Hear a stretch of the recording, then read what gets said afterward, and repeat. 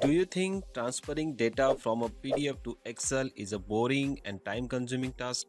Well, today I'm going to show you how you can do this in just simple few steps, and that too without any errors. Look, the trick we are learning today will make your work so much easier. All you have to do watch this video, so without wasting any more time, let's get started. As you can see on the screen, here is my PDF file which is 4 pages long. Today we are going to import this PDF file into Excel in just few simple steps. You might be thinking, how can this be possible? But once you see, you will realize how easy it is. Let's first go to our Excel sheet where we want to insert the PDF data. First, click on the data tab, then click on the get data.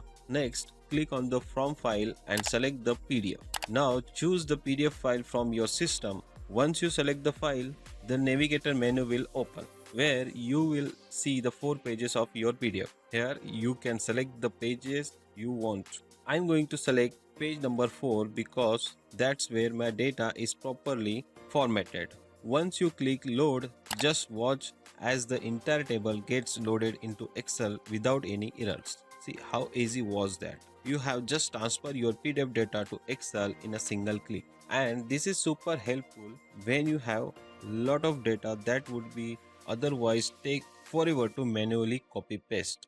If you need to customize your data, apply filters or sort it, you can easily do that.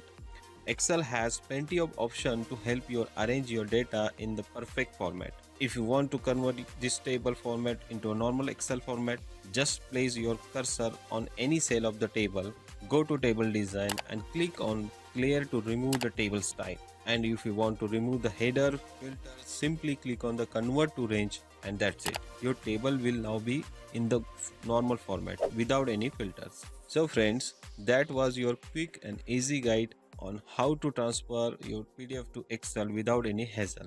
If you found this video helpful, make sure to like it, and if you want to more tips like this, don't forget to subscribe to my channel. Thank you for your time, and if you have any questions, feel free to leave them in the comment section below.